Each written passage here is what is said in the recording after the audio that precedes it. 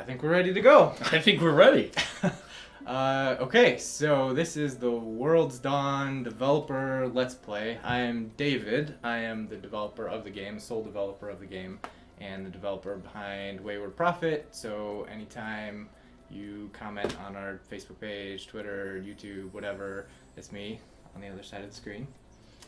This is my friend Mike. Hello. Longtime friend, fan, Big fan. Kickstarter backer of World's Dawn, fellow games enthusiast. I would say so. Dungeon master extraordinaire. So maybe we'll have to pull out some of our voices. Oh yeah, for once this. in a while. Yeah, we got a lot of stuff planned here. This is. Yeah, oh boy, I'm so excited. I've never done anything like this before, any kind of Let's Play, any kind of unedited, unscripted content at all, so kind of nervous, honestly, which is like stupid, but yeah, I wanted this to be a very cozy, casual playthrough of the game, which neither of us have played in several years now. It's been a long time. Yeah, we It's haven't been a sat long down time. and actually like gone through it, so yeah, this will be fun. I think we should dive right in. Okay. Well, let's do it. Let's do it. New story. I didn't think about any of this decision making we're gonna have to do right away about like what our character is gonna be. See, but that's the thing. This is a chance to show the world like what you like. You got your game dev shoes. Put your player shoes on. What would you do? Man, I don't know. I'm a male. I'm gonna play a male. On average, how long do you spend in character creation in games in general?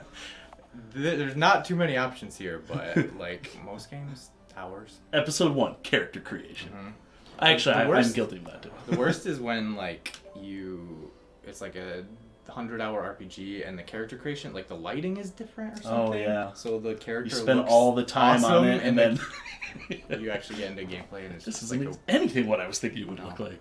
We're gonna romance both. Keep Good, things interesting. good, yeah. And we're gonna be called.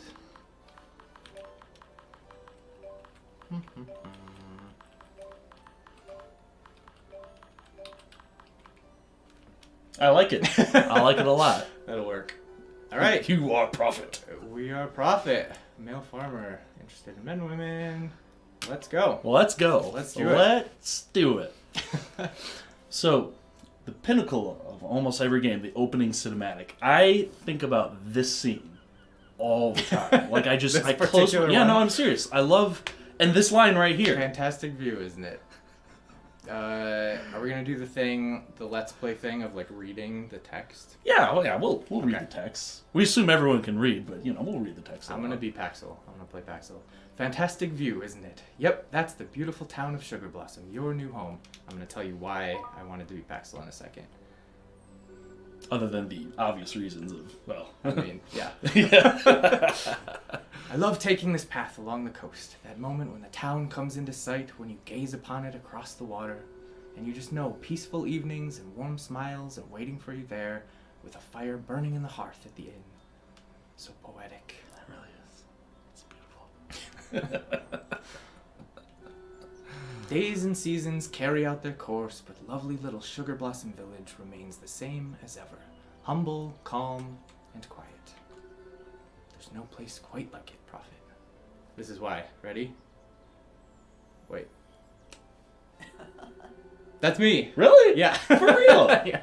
So most of the like little laughs and grunts and gasps and stuff, I hired like professional voice actors, but Paxel is the one like holdout. So of the testing. that's a David original. You pitch it one more time. I want to hear it. Just do it. Let's see. Oh, look at that. Let's get going. There will be plenty of time to enjoy the village once we're actually there. Yeah, there's a couple other. Like I said, most of the characters are like professionals, but there's a couple. Yeah. I'm gonna tease them now. There's a couple that are like friends and family that do voices. I just love that mountain scenes in the back. Like I feel like I want to be in that spot, like looking at that vista. It's so amazing. So one thing we're gonna discover throughout this Let's Play is I'm really bad at taking compliments, which I think you already know. But thanks. Yeah, that scene actually looked quite a bit different in the very early versions of the game. Like, I was basically just really excited to be able to do like a different perspective instead of the very top down, Yeah. the very kind of normal top down view that's in the rest of the game. So I was like experimenting with it, but yeah, I like that you can see the water and the mountains and the trees and everything. I love. I'm getting flooded with these like this nostalgia right now, like the silhouettes with the credits. Like I love it so much. You were an early fan for sure. Definitely. You were a Kickstarter backer at a pretty high level, if I do remember. But again, neither of us have been back to the game since it. In a while. So we're gonna have as fresh eyes as possible, I think, going into this playthrough. What kind of like this idea right here? I don't know. Like I mean I'm no developer or anything. Like you're the magic man. But like what kind of like where does that type of idea, like those ideas, like where do they come from? Do you just like sit down and get inspired, or do you see other things? Do you have like a like a media So I sit and I meditate and it all just comes to me. Yeah. That sounds about right. That's not right at all. So, yeah, like I said, the credits in the opening scene was very, very different the first time I tried it. So honestly, where that comes from is just like iteration. You just do something and then do something else and keep kind of polishing it and changing it and upgrading it. I think I was actually testing a completely different game when I sort of had the idea of like the silhouette against the background or whatever, and I was like, oh, that'd be cool in World's Dawn. I kind of needed to revamp the intro at the same time, so but yeah, most of this isn't going to be like the first version. Like most of what you're seeing here isn't the first version of what it was. It's just polish. You go over it again and again and again. There's another character that's a friend, actually. Yeah, my friend Andrew does the voice of the old man, Barley. I swear most of them are professionals, but the two that you meet in the intro. How's your old man voice? Do you want to be Barley? You must be Prophet. What a pleasure to finally meet you, my dear boy. It's wonderful to see you've arrived safely, thanks to Paxel. Amazing. Is that pretty good? Yeah, pretty good? Okay. Pulling out some of our DM we're having voices. fun. We're having fun. We're having fun here. Ahem. Allow me to introduce myself. I am Barley, the mayor of our humble village. We met our first resident. Yay! Exciting. Well, second. Achievements. Yeah. Ooh, achievements. Yeah, we gotta get them all. We do have. I was telling you, I do have the wiki open on the side because I can't keep track of all the little details and stuff. So maybe we can kind of pick up some achievements along the way. Yeah, and you might you sent a tweet out before we started here, just kind of saying, hey, maybe if you guys got some questions or maybe want a little specific insight on something, feel free to reach out to this guy right here. And I do. It would be awesome if this ended up being more of a dialogue. And if you have questions or comments or anything, please post them, send them my way, and we'll try to address them. On air. That's the technical live. All right, we're gonna have to name our dog, and I think there's only one option.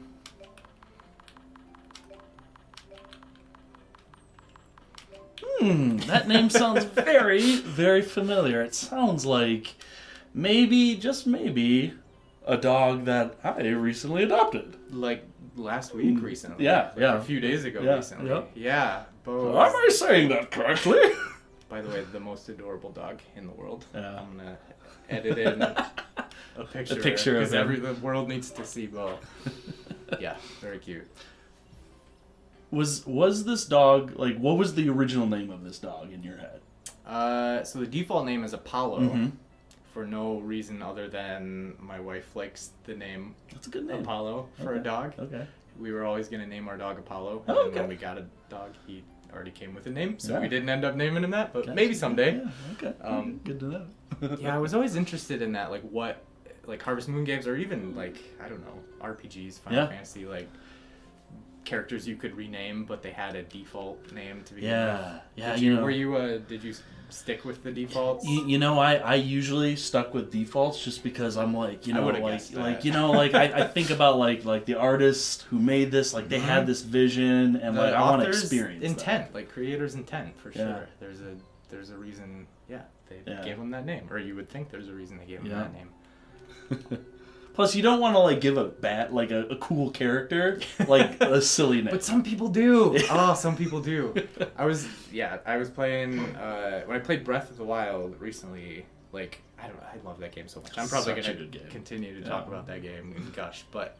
Like, I always name my horse. Like, I put so much thought into the names of my horses and all that stuff. And then I see other people playing it, and they just, like, give them joke names and dumb names. And like this is your horse. Yeah, come on. Like, this bond between you and this animal is so important and majestic. And yeah. Take care, Prophet. See you soon, I'm sure. I'm sure, too, Paxel. We will be seeing you at least once more. Ah, yes. The homestead. The homestead. The homestead. Serenity Ranch, I think it's called by default. There's another default name for you. This isn't like a starter. This is a pretty good size home right here. Decent. Yeah. It's decent. There's plenty we can do. Oh yes. Spent my fair share of time doing that customization. That is, always one of my favorite things in any game. Picked up Noah's notebook. I don't know that we're going to need any of this information. I feel like I probably know most of this information, but who knows? In case you need some tips or refresher. Tips and tricks, yeah. Checking the weather. One thing, we're going to probably talk about Harvest Moon a lot too, because this is a very, very clearly inspired by the Harvest Moon games. But one thing I always liked was watching TV in that game, like in the morning or in the evening, whatever. But it was always like the same few things on every single day, so I wanted to make sure every time you looked at the TV, like every day you looked at the TV, there was something a little bit different, a little bit interesting. Yeah, and that, like that attention to detail, that is just a prime example of like why this game is so good. Thanks, Mike. I'm not gonna take any compliments. A roasted veggie salad recipe. Yeah, sounds good. Sounds tasty. Oh boy. I'm just gonna save our game real quick. Might Yeah. as well feed our dog, and then I'm not gonna waste any more time. I'm gonna get out there. Here we go. Into the village. Getting right. There's plenty of work to do. Yeah. Absolutely. Gotta get our farming on. Yeah. Sundrops kiss the wintry chills, and vibrant fields of flowers bring, while spilling over dancing hills, dew and songs of dawning spring. No hayseed. I wonder if we will find out who Noah hayseed is. Probably not. How's that for a teaser? So So much intrigue and mystery in this world already. Your story begins. Our first mark. I am overwhelmed already. Let's go get these grapes. That'll be the first thing we do with our new lives in Sugar Blossom. Yeah. And and when you think about like how to even like approach and start like this grand new adventure, Yeah. it makes sense, kind of tackling the roots and stuff like that. But like you think about like your, you gotta have like a first goal to kind of drive you. So what are you kind of thinking? Like from a player's perspective, what are you planning to kind of like go into first? Man, I'm trying to get out of my own head as the developer and somebody who's like obviously intimately familiar with the game. And be like, well, what would I do if I was a player? But I guess the closest reference I have, again, Harvest Moon games, I would want to talk to people, meet people, go socialize a bit.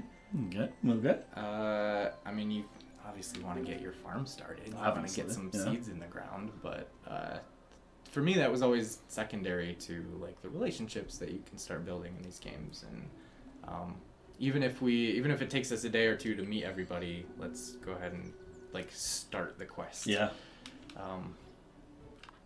Yeah, I'm doing great. Yeah. Yeah, I think on one of my first playthroughs I was so excited for the mechanics. I was a hermit and I'm all like, I should probably go talk to people. That's what people do in real life. Yeah, yeah. I the way I marketed the game or tried to sell people on the game at first was much more of like, this is Harvest Moon, you can farm, you can fish, you can mine, and you can do all that stuff. Mm-hmm. But I think it was kind of not true to the actual game experience, which is very much more about like the people socializing, making friends, talking to people. Like you could go through this whole game days and days without talking to people and realizing how much new stuff they have to say, how much like reactive dialogue they have. And that's the thing, though. You're missing a whole lot by just kind of doing the mechanical sort of task. And it's not. I mean, I don't think it's the particular strength of this game is not, you know, the how fun the farming is. It's more about like meeting people and feeling like you actually belong to this little community of, you know, charming peasants and folk. It's weird to hear them called peasants because they're so like full of life. That seems like like these.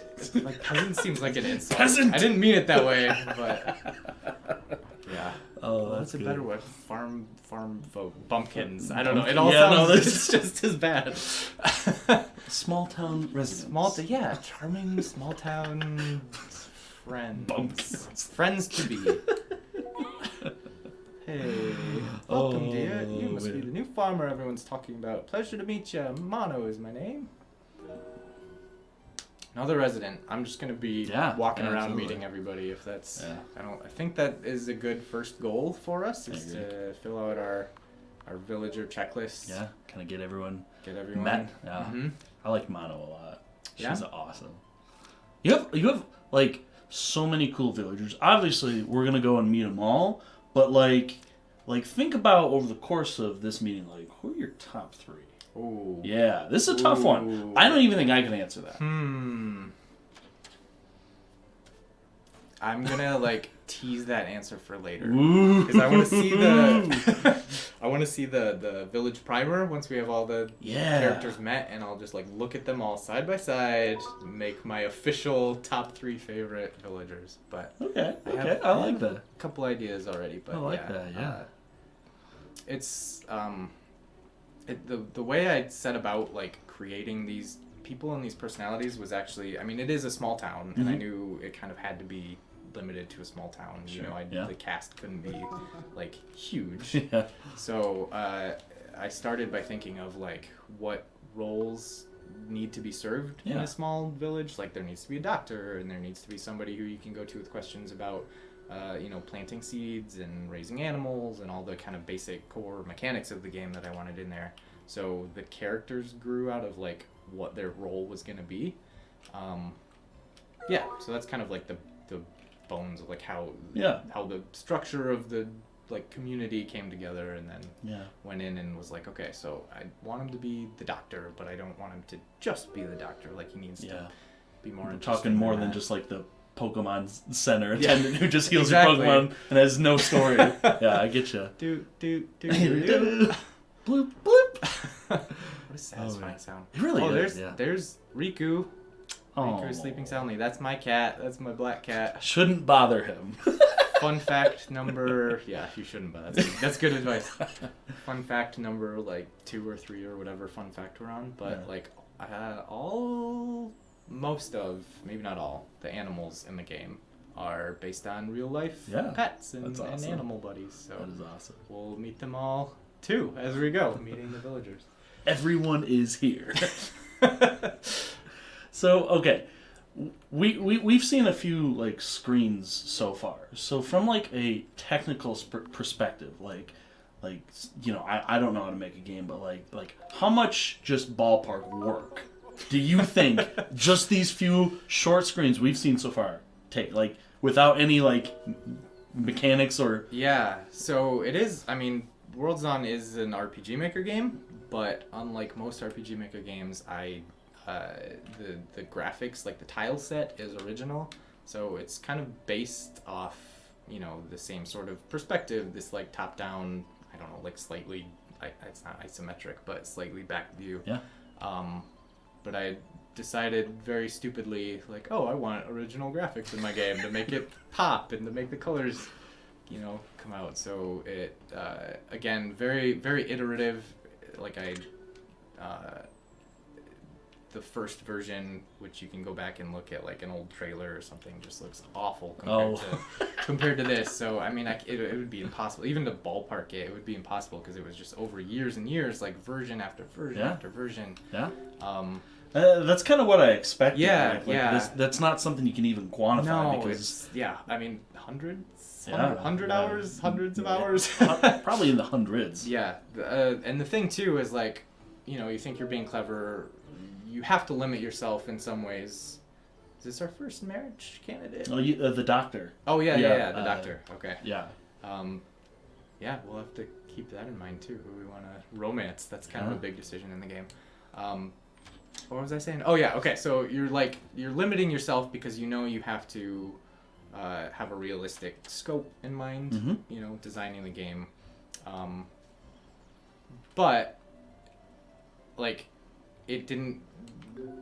I was making this little village, and I was like, okay, I want this game to take place over the course of several seasons, without really realizing that entailed an entirely new tile set for each season, right? Yeah, it's like that's a great point. I wanted the whole village to look completely different as, you went from spring It's to not just summer like to a fall. palette swap. Exactly, yeah. I wanted a lot of different, Yeah. and I could have done more with that. I could have had more decorations indoors and everything, but... I could have had more decorations. No, Look at that. I mean, like, that was one of the ways I sort of had to limit myself, was like, I thought of like trees with lights and different things in different seasons. Like, people put out decorations at different times of the year, that kind of thing. Yeah. And that just ended up being something that, like the outside looks very different from season to season, and just that was like so much work on its own. Hey, we've got a letter. Dear Amber, those sparkly earrings Al gave me for our anniversary are absolutely gorgeous. I must have thanked him 100 times already, but I thought you should know how much I love them too. Just stunning. You and that charming man of yours are welcome to stop by East Village anytime for drinks and gossip. I promise I won't bring up the whole marriage thing, though I might mention it again, how the two of you would make the cutest babies in the world. From Mono. Drinks and gossip. Yeah. So, Amber and Cole, so the two that work at this craft shop or art shop out in Breezy Meadow, are based on two very important people in my life, very much inspired by real acquaintances that I have. But with that tease, you're gonna have to wait until the next episode. How's that? Yeah, cliffhanger. You're gonna have to find out who that is next time. Because I think we should maybe stop this episode here, and again, if you've got comments, if you want to kind of participate in this playthrough, leave as much feedback, questions, anything you might have, and we'll try to answer them, and again, make this more of a dialogue. So I guess until next time, thank you for joining us. See you soon. Peace.